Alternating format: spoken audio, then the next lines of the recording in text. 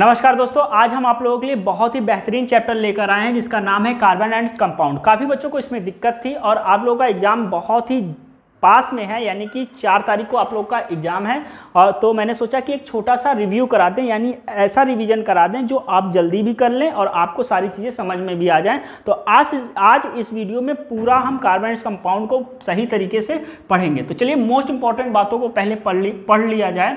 Carbon जो होता है, कार्बन हमारा टेट्रावैलेंट नॉन मेटल होता है। टेट्रा का मतलब होता है 4, वैलेंट का मतलब होता है वैलेंसी, यानी इसके अंदर 4 वैलेंसी होती है। कार्बन के अंदर कितनी वैलेंसी होती है? 4। और ये एक नॉन मेटल है। नॉन मेटल आप पढ़े होंगे metal and non metal chapter में। उसके बाद दूसरी बात ये है कि ये कोवैलेंट बॉन्ड बनाता है, यानी कार्बन हमेशा क्या करता है? कोवैलेंट बॉन्ड बनाता है। कोवैलेंट बॉन्ड क्या होता है? इसमें इलेक्ट्रॉनों की शेयरिंग से बॉन्ड बनता है। और इलेक्ट्रोवैलेंट क्या होता है? उसमें इलेक्ट्रॉन ट्रांसफर होते हैं, यानी इलेक्ट्रॉन खुद अपना पूरा इलेक्ट्रॉन ही दे दिया जाता है। और उसके बाद उसमें आयन फॉर्म्ड होते हैं, ठीक है, इलेक्ट्रोवैलेंट में। ठीक, उसके बाद हमारा जो कार्बन होता है उसका एटॉमिक नंबर 6 होता है, एटॉमिक मास 12 होता है, ठीक है। तो 6 होने की वजह से इसका इलेक्ट्रॉनिक जो कॉन्फ़िगरेशन होता है, कार्बन का जो इलेक्ट्रॉनिक कॉन्फ़िगरेशन होता है वो 2 और 4 होता है। आउटर मोस्ट में इसमें 8 इलेक्ट्रॉन होना चाहिए, तो ये 4 इलेक्ट्रॉनों की शेयरिंग करता है, ठीक है। उसके बाद carbon compound are mostly covalent compound, ठीक है, ये तो हमने बता दिया। Formed by the sharing of the outermost electron. Outermost electron की में 4 इलेक्ट्रॉनों की शेयरिंग करके ये कोवैलेंट बॉन्ड बनाता है। Property of carbon which enable to form enormously large number of compound are catenation and tetravalency, ठीक है। तो इसमें कैटिनेशन और टेट्रावैलेंसी ये बनाता है, ठीक है। इसमें इसकी प्रॉपर्टी होती है टेट्रावैलेंसी का और कैटिनेशन का। अब आप कहेंगे कि सर कैटिनेशन क्या होता है? What is catenation? तो बच्चों कैटिनेशन क्या होता है? It is a property of a carbon atom to form covalent bond with other atoms of carbon. यानी ये जो है, जो कार्बन होता है वो अपने जैसे दूसरे कार्बनों के साथ मिलकर इलेक्ट्रॉनों की शेयरिंग करके बॉन्ड बना सकता है, ठीक है, कोवैलेंट बॉन्ड बना सकता है। तो उसी को बोलते हैं, उस कार्बन की इस प्रॉपर्टी को, जो ये कोवैलेंट बॉन्ड बनाने की प्रॉपर्टी है, इसी प्रॉपर्टी को हम लोग कैटिनेशन बोलते हैं, ठीक है। इतनी बातें हम लोगों ने जान ली। आप लोग इसका शॉर्ट स्क्रीन लीजिए, फिर हम लोग आगे की बातें करें। तो बच्चों अब हम लोग पढ़ेंगे कोवैलेंट और आयनिक कंपाउंड में डिफरेंस। यानी आपसे अगर कोवैलेंट कंपाउंड ही पूछ लेगा तो आप इधर वाला लिखिएगा, आयनिक कंपाउंड बोल लेगा तो इधर वाला लिखिएगा। अगर दोनों में डिफरेंस पूछेगा तो याद है आपको कंप्लीट ही है।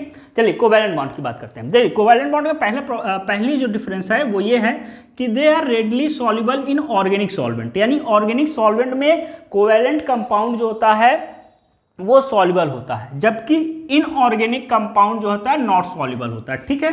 उसके बाद क्या है? They do not ionize. ये आयनाइज नहीं होते, यानी प्लस माइनस में अपने टूटते नहीं हैं, जबकि ये हमारा क्या होता है? ये ऑर्गेनिक मीडियम में आयनाइज हो जाते हैं। ये ऑर्गेनिक मीडियम में नहीं आयनाइज होते हैं, ये आयनाइज हो जाते हैं, ठीक है।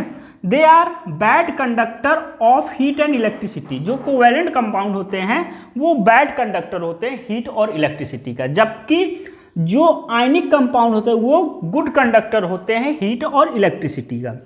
चौथी बात क्या है कि they have weak force of attraction between the molecule. Molecule के बीच में कोवैलेंट कंपाउंड का वीक फोर्स ऑफ अट्रैक्शन होता है, यानी बहुत ही जल्दी टूट जाते हैं ये।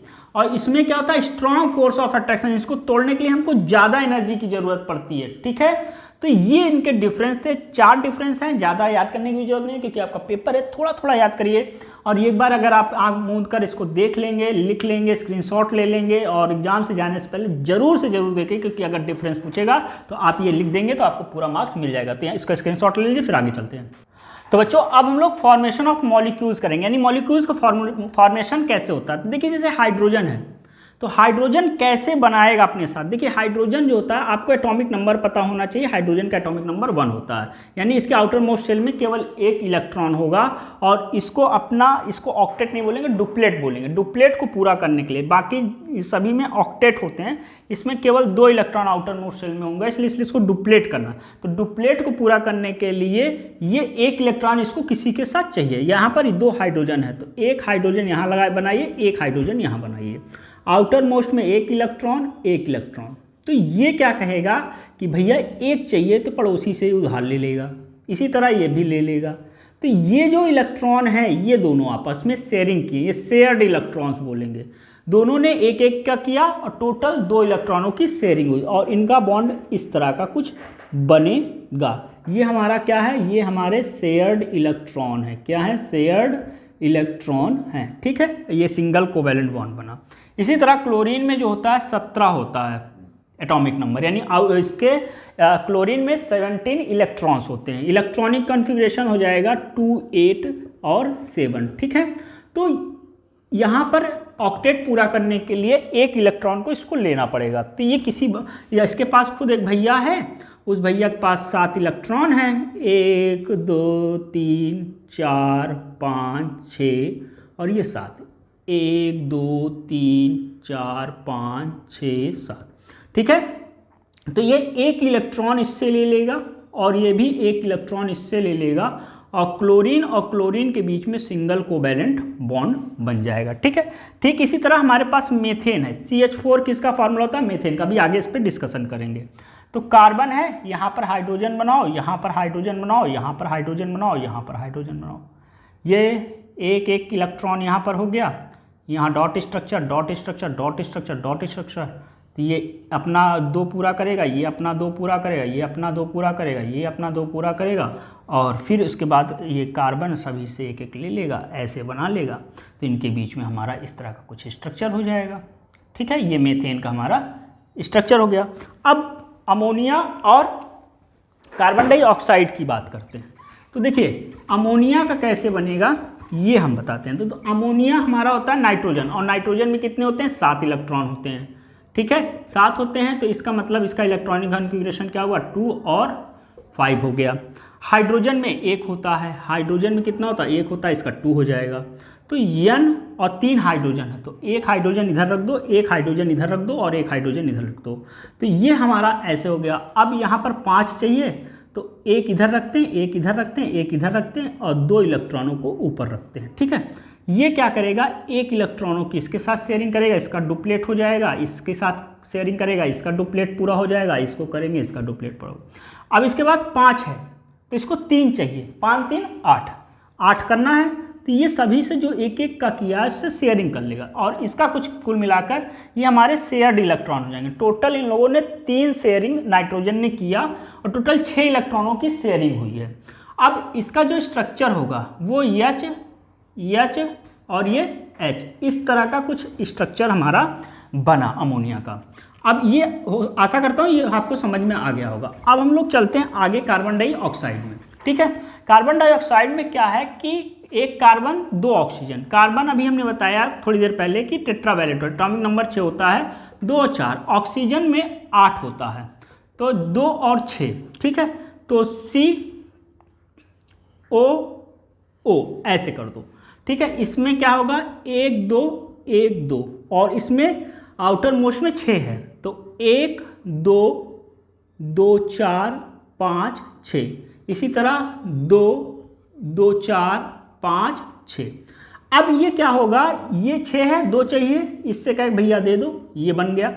इसी तरह ये भी हमारा 2 बना लेगा, ठीक। और यहाँ पर अब ये हमारा 2 इधर 2 इधर 4, तो यहाँ पर कुल मिलाकर 2 इलेक्ट्रॉनों की शेयरिंग हुई है, ठीक है। मतलब 2 इलेक्ट्रॉन इधर और टोटल 4 इलेक्ट्रॉनों की शेयरिंग किया है, ठीक है। तो ये हमारा क्या हुआ, ये हमारा एक डायग्राम जो होता है कार्बन डाइऑक्साइड का ये बना। तो यहाँ तक आप लोगों ने देख लिया। अब इसके बाद हम लोग आगे की बात करते हैं।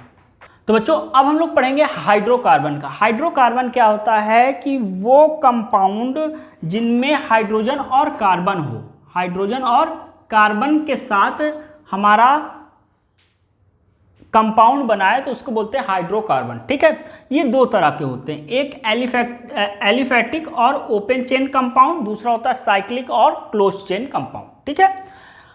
उसके बाद जो एलिफैटिक और ओपन चेन कंपाउंड होते हैं वो 2 तरह से डिवाइड होते हैं, एक सैचुरेटेड हाइड्रोकार्बन, दूसरा अनसैचुरेटेड हाइड्रोकार्बन, ठीक है।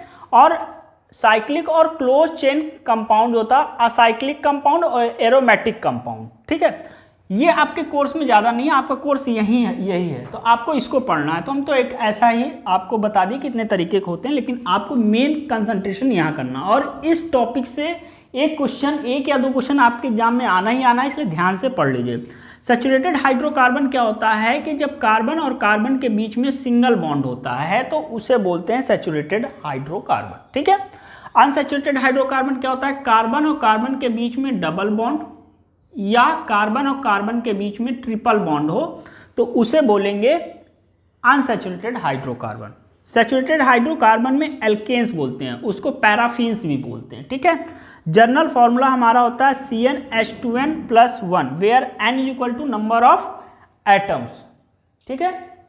उसके बाद अनसैचुरेटेड हमारा एल्केन्स और एल्काइंस होता है। एल्केन्स क्या होता है, कार्बन और कार्बन के बीच में डबल बॉन्ड हो, और एल्काइंस क्या होता है, कार्बन और कार्बन के बीच में ट्रिपल बॉन्ड्स हो। जनरल फॉर्मूला क्या होता है, CnH2n, और यहाँ पर होता है CnH2n-2। तो ये एक छोटा सा रिव्यू हाइड्रोकार्बन का था। आप लोग इस चार्ट को बना लीजिए, स्क्रीनशॉट ले लीजिए, फिर हम लोग आगे की चर्चाएं करें। तो बच्चों अब हम लोग पढ़ने जा रहे हैं IUPAC नॉमेनक्लेचर्स। जैसा कि आप लोग जानते हैं कि आपके पास एक कॉमन नाम होता है, एक स्टैंडर्ड नाम यानी स्कूल का नाम होता है। तो स्कूल में आप घर में कहते हैं चिंटू, पिंटू, मिंटू, छोटू, लोटू, मोटू, खोटू, ठीक है, चूहिया, पुहिया, ये सब क्या है, कॉमन नेम है, ठीक है। और एक स्टैंडर्ड नेम होता है जो कि स्कूल का नाम, तो इसको आप स्कूल का नाम समझिए। IUPAC का फुल फॉर्म होता है international union of pure and applied chemistry, ठीक है।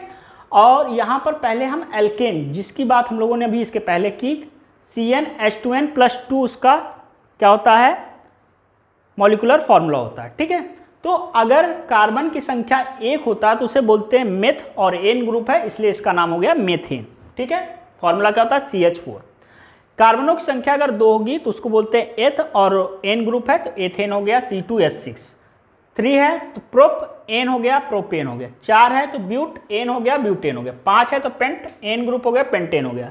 6 है तो हेक्स, एन ग्रुप है, हेक्सेन हो गया, C6H14। 7 है तो हेप्टेन, C7H16। 8 है तो ऑक्टेन, C8H18। 9 है तो नॉनेन, C9H20। और उसके बाद 10 अगर है तो उसे बोलेंगे डेकेन, C10H22। आशा करता हूं कि आप लोगों ने इसको देख लिया होगा। अब यहाँ तक इसको स्क्रीनशॉट ले लीजिए, आगे वाली बातें करते हैं फिर। तो दोस्तों अब हम लोग पढ़ेंगे एल्काइल ग्रुप को। अब आप सोच रहे हैं कि एल्काइल ग्रुप होता क्या, देखिए आपने अभी एल्केन ग्रुप देखा। एल्केन ग्रुप क्या था, CnH2n+2। यहाँ से एक हाइड्रोजन को रिमूव करो, जो बनेगा ये हमारा क्या हो जाएगा, ये हमारा एल्काइल ग्रुप होगा, यानी इसको हम लोग बोलेंगे एल्केन ग्रुप, ठीक है। एल्केन से एक हाइड्रोजन हटाइए, क्या बन जाएगा, एल्काइल, ठीक है। एक हाइड्रोजन का रिमूव अगर होगा तो उसको एल्काइल बोलेंगे। अभी हमने बताया कि एक, इसका जनरल फॉर्मूला क्या होता है, CnH2n+1, ठीक। एक अगर कार्बन होगा तो उसको बोलेंगे मेथाइल, ये हमारा क्या होता है, CH3। 2 कार्बन है तो एथाइल, C2H5। 3 है तो प्रोपाइल, C3H7। तो इसी तरह हमारा ये चलता रहेगा। अब आगे की बात हम आपको बता दें, इसके बाद जो हम लोग चर्चा करेंगे वो चर्चा हम लोग करेंगे एल्कीन ग्रुप की। क्या, एल्कीन और एल्काइन, ठीक, 2 चीजें हैं, एल्कीन, और दूसरा हमारा आता है एल्काइन। तो एक सिंपल सी भाषा में बता दें, यहाँ का जनरल फॉर्मूला होता है CnH2n, और यहाँ पर हमने बताया CnH2n-2 होता है, ठीक। ये चीज़ें हमने बताई, कोई दिक्कत है। अब यहाँ पर अगर कार्बन 1 होगा तो आएगा CH2, और ये हमारा होता है, हो जाएगा क्या, एक कार्बन पे बनेगा ही नहीं है, 2 कार्बन से हमारा स्टार्ट होगा, ठीक है। तो C2H4 इसको बोलेंगे एथीन, ठीक। C3H6 इसको बोलेंगे, क्या बोलेंगे, प्रोपीन, ठीक। इसी तरह ब्यूटीन, पेंटीन, आगे का हमारा काम चलेगा। यहाँ पर हमारा ये होता है, यहाँ पर भी हमारे 2 ही कार्बन से स्टार्ट होगा, तो C2 अब यहाँ 4 यानी H2, इसको बोलेंगे क्या, एथाइन। ठीक, अब उसके बाद C3H, 3 दूनी 6, 6 में 2 गया 4। ठीक है, यही होगा ना, 3 दूनी 6, 6 में 2 गया 4। तो अब इसको बोलेंगे प्रोपाइन। ठीक, तो इस तरह से ब्यूटाइन आगे हमारा प्रोसेस चलेगा। अब हम इसके बाद आप लोग इसको देख लीजिए, फंक्शनल ग्रुप लिखते हैं और उसके बारे में। तो दोस्तों अब हम एक चार्ट आपको प्रोवाइड करा रहे हैं, आपको इसी सीक्वेंस में इसको याद करना है और इससे आपको IUPAC लिखने में आसानी होगी। तो ये हमारे फंक्शनल ग्रुप है, हमने ज़्यादा दे दिया है, आपके कोर्स में बहुत ही थोड़ा सा है, और उसके ये सफिक्स हैं और ये प्रीफिक्स हैं, तो आगे भी आपको काम आएगा, यानी जब आप इंटर में IUPAC पढ़ेंगे तो वहाँ पर भी इसका काम आएगा, इसलिए आप अभी से पढ़ लीजिए। ये हमारा होता है कार्बोक्सिल एसिल COOH, उसका सफिक्स बाद में लगता है, प्रीफिक्स पहले लगता है। ठीक है, तो सफिक्स इसका होता है ओइक एसिड और प्रीफिक्स हमारा कार्बोक्सी होता है। सल्फोनिक SO3H होता है, जिसका सफिक्स सल्फोनिक एसिड होता है और प्रीफिक्स सल्फो होता है। एस्टर COOR होता है, सफिक्स O8 होता है, प्रीफिक्स एल्कोक्सी कार्बोनिल होता है। और COX हमारा एसिड हाइलाइड होता है, सफिक्स ऑयल एसिड होता है और प्रीफिक्स हेलोफॉर्मिल होता है। CONH2 एमाइड होता है, एमाइड होता है, सफिक्स इसका एमाइड है और प्रीफिक्स हमारा कार्बोक्सिल है। और C ट्रिपल बॉन्ड N हमारा नाइट्रिल है, जिसका सफिक्स नाइट्रिल और प्रीफिक्स साइनो होता है। और CHO हमारा एल्डिहाइड होता है, सफिक्स Al होता है, प्रीफिक्स फॉर्मिल होता है। कीटोनिक ग्रुप है और इसका सफिक्स ओन होता है, प्रीफिक्स कीटो और ऑक्जो होता है। अल्कोहलिक में OH होता है और सफिक्स OL ऑल बोलेंगे, प्रीफिक्स हाइड्रोक्सी होता है। NH2 अमीनो एमाइन और अमीनो हमारा होता है। ठीक है, तो ये सारी चीज़ें हैं, आशा करता हूँ इसको आप स्क्रीनशॉट ले लीजिए और सही से याद कर लीजिए, फिर हम लोग आगे की चर्चा करते हैं। तो बच्चों अब हम लोग केमिकल प्रॉपर्टी को पढ़ने जा रहे हैं। सबसे पहले कंबसन में क्या होता है कि कोई भी कार्बन जो हाइड्रोकार्बन होते हैं वो ऑक्सीजन के प्रेजेंस में जलते हैं और उससे हमें कार्बन डाइऑक्साइड, वाटर और हीट और लाइट प्राप्त होती है। ठीक है, कोई दिक्कत। उसके बाद होता है ऑक्सीडेशन। ऑक्सीडेशन में क्या होता है, इसमें कि एल्कोहल, जो हाइड्रोकार्बन में एल्कोहल होता है वो एल्कलाइन KMnO4 के साथ हीट करता है, मतलब हीट करा जाता है, तो हम लोगों को कार्बोक्सिलिक एसिड प्राप्त होती है CH3COOH। और जहाँ यहाँ पर जो एल्कलाइन KMnO4 होता है वो ऑक्सीजन के साथ ऐड करके ऐड टू द रिएक्टेंट, दस आर कॉल्ड ऑक्सीडाइजिंग एजेंट। इसको ये जो होता है ये चीज़, इसको बोलते हैं ऑक्सीडाइजिंग एजेंट, यहाँ पर बोलते हैं। और तीसरी बात क्या है, इसमें जब एडिशन रिएक्शन में क्या होता है कि जो अनसैचुरेटेड हाइड्रोकार्बन होता है उसको हाइड्रोजन के साथ रिएक्शन करते हैं, निकिल यहाँ पर जो है वो कैटलिस्ट का काम करता है PD, और उससे हमारा सैचुरेटेड हाइड्रोकार्बन में ये कन्वर्ट हो जाता है। इसको ये हमारा एडिशन रिएक्शन कहलाता है। ये कैसे होता है, यहाँ पर आपको ऊपर रफ करके इसको समझा देते हैं, या रहने दीजिए, ज़्यादा ज़रूरत नहीं है उसकी।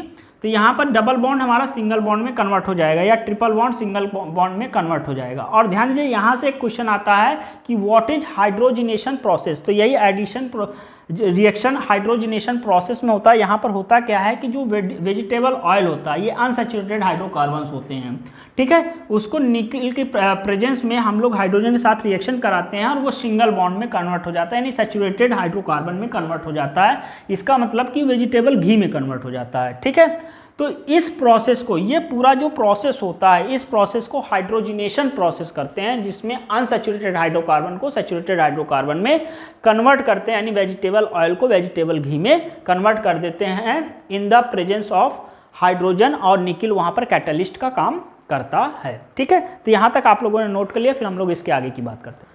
अब मेरे प्यारे दोस्तों सब्स्टिट्यूशन रिएक्शन के बारे में बात कर लें। सब्स्टिट्यूशन रिएक्शन में क्या होता है, जो हमारा हाइड्रोकार्बन होता है वो क्लोरीन के साथ रिएक्शन करता है in the presence of sunlight, और उसके बाद हमारा बनाता है ये CH3Cl। यहाँ पर होता क्या है कि जैसे कि आप मान लीजिए हमारे पास ये 4 हाइड्रोजन्स हैं, ठीक है, तो एक हाइड्रोजन यहाँ पर डिस्प्लेस हो जाता है और यहाँ पर जो क्लोरीन होता है वो अलग अलग टूट कर एक क्लोरीन जो है, मान लीजिए एक प्लस में टूटेगा और एक माइनस में टूटेगा। यहाँ पर जब ये टूटेगा तो मान लीजिए यहाँ पर हमारा क्या हो जाएगा, यहाँ पर हमारा प्लस हो जाएगा और हाइड्रोजन हमारा क्या हो जाएगा, हाइड्रोजन माइनस में मान लीजिए टूट गया, समझ लीजिए, वैसे माइनस में नहीं, अपना इलेक्ट्रॉन लेके टूटेगा, और फिर ये इसके साथ और ये इसके साथ जुड़कर हमारा बना लेगा क्या, CH3Cl प्लस HCl हमारा बाहर निकल जाएगा। इसके बाद ये फिर से यहाँ पर रिएक्शन ख़त्म नहीं होगी, इसके बाद फिर प्रोसेस हमारा चालू होगा और उसके बाद CH3Cl हमारा जो है वो Cl2 के साथ फिर रिएक्शन करेगा in the presence of sunlight और हमारा बना लेगा CH2Cl2 प्लस HCl। फिर ये प्रोसेस आगे बढ़ेगा और उसके बाद C2 ये हमारा Cl के साथ रिएक्शन कर Cl2 के साथ रिएक्शन करेगा HNO के प्रेजेंस में और CHCl3 प्लस HCl हो जाएगा। उसके बाद फिर से ये CHCl3 हमारा क्लोरीन के साथ रिएक्शन करेगा HNO के प्रेजेंस में और बना लेगा CCl4 प्लस HCl। ठीक है, यहीं पर प्रोसेस हमारा जाके रुकेगा, यानी जब तक हाइड्रोजन रहेगा तब तक ये पीछा नहीं छोड़ेगा। समझ में आ गई बात, हाँ या ना? आशा करता हूँ कि ये बातें समझ में आ गई होंगी। कोई दिक्कत होगी तो कमेंट सेक्शन में बताइएगा। बाकी शाम को लाइव क्लास जब लेंगे तो वहाँ पर आप अपनी प्रॉब्लम्स को पूछ सकते हैं। अब कुछ अल्कोहल्स के नेम है, तो यहाँ पर देखिए एक हमारे पास कार्बन है, OH ग्रुप है, ये OH का मतलब अल्कोहल और उसका भी हमने सफिक्स OL बताया, तो इसका नाम हो जाएगा मैथेनॉल। ठीक है, और इसको बोलेंगे, यहाँ पर 2 कार्बन है, ऑल ग्रुप है, तो एथेनॉल हो जाएगा। ठीक है, तो यहाँ पर आप देखिएगा इसका नाम लिखेंगे तो 1 2 3 2 नंबर पे OH ग्रुप है और 3 है, तो इसको बोलेंगे प्रोपेन ग्रुप है, ऑल सफिक्स, तो प्रोपेनॉल। देखिए क्या नंबर पे है, 2 नंबर पे, तो ध्यान दीजिएगा यहाँ पर ये भी लिखिएगा 2 ऑल। ठीक है, यहाँ पर जब देखेंगे तो 1 2 3 यहाँ पर OH होगा, तो इसको बोलेंगे क्या, प्रोपेन ग्रुप है और 1,3 डाई ऑल इसका नाम हो जाएगा। चलिए इसको नोट कर लीजिए, फिर हम लोग आगे की ओर बात करते हैं। तो दोस्तों अब हम लोग पढ़ेंगे सम कॉमन एल्डिहाइड, यानी कुछ एल्डिहाइडों के बारे में पढ़ेंगे। एल्डिहाइड हमारा क्या होता है, CHO। ठीक है, यहाँ पर ध्यान दीजिएगा, यहाँ पर हमने तीनों को लिख दिया, एल्डिहाइड लिख लिया, कार्बोक्सिलिक एसिड लिख दिया, ये COOH होता है, और कीटोन में हमारा होता है कार्बन के साथ डबल बॉन्ड। ठीक है, और यहाँ पर कार्बन का इधर भी कार्बन होता है, इधर भी कार्बन होता है। ठीक, तो ध्यान दीजिए यहाँ पर इसके बाद हाइड्रोजन होगा, तो ये हमारा एल्डिहाइड ग्रुप होगा। इसमें भी डबल बॉन्ड है, इसमें भी डबल बॉन्ड है और इसमें भी डबल बॉन्ड है। तो आप कैसे समझेंगे कि एल्डिहाइड है, ये कार्बोक्सिलिक है, ये कीटोन है। जब हाइड्रोजन होगा और डबल बॉन्ड के साथ तो ये एल्डिहाइड ग्रुप है। उसके बाद अल्कोहल ग्रुप होगा तो ये कार्बोक्सिलिक एसिड है। ठीक है, और यहाँ पर इसके अगल बगल कार्बन होगा तो ये हमारा क्या हो जाएगा, अगल बगल अगर कार्बन होगा तो ये हमारा हो जाएगा कीटोन। ठीक है, अब नाम लिख लें, यहाँ पर क्या हो जाएगा, इसका Al इसका सफिक्स होता है, तो मैथेनल होगा, मैथेनल हो जाएगा, और यहाँ पर 1 2 एथेनल हो जाएगा। ठीक है, इसमें ओइक एसिड होता है तो ये हमारा हो जाएगा मैथेनोइक, ये हमारा हो जाएगा 1 2 3 4 है, तो यहाँ पर हमारा हो जाएगा ब्यूटेनोइक एसिड। ध्यान दीजिएगा यहाँ पर भी एसिड लिख दीजिए। अब उसके बाद यहाँ पर हमारा 1 2 3 4, तो ये हमारा क्या हो जाएगा, ये हमारा हो जाएगा पहले इसके लिख लेते 1 2 3, तो ये हमारा हो जाएगा ओन इसका होता है सफिक्स, तो ये हमारा हो जाएगा प्रोपेनोइक प्रोपेओन। ठीक है, और इसमें हमारा हो जाएगा ब्यूटेनॉन। ठीक, ये इसका नाम हो जाएगा। ठीक है, आशा करता हूँ कि ये सारी चीज़ें समझ में आ गई होंगी। अब हम लोग आगे की ओर चलते हैं। तो बच्चों आपको स्क्रीन में 3 फिगर दिख रहे होंगे, ग्रेफाइट, डायमंड और फ्लोरेंस का। ठीक है, वो इसका स्ट्रक्चर है, लेयर स्ट्रक्चर है और एप्लीकेशन सारी चीज़ें लिखी हुई हैं, तो इसका एक स्क्रीनशॉट ले लीजिए और फिर उसके बाद हम लोग आगे की ओर चलते हैं। तो दोस्तों यहाँ तक हमने पढ़ाया। वीडियो लंबी हो रही थी इसलिए हमको यहीं पर इसको रुकना पड़ रहा है। आप लोग इस पर प्यार दीजिएगा, अगर प्यार बढ़िया रहा तो अगली वीडियो भी आपको हम प्रोवाइड करा देंगे। तो चलिए चलते हैं, मिलेंगे अगली वीडियो में, तब तक के लिए धन्यवाद। जय हिंद, जय भारत।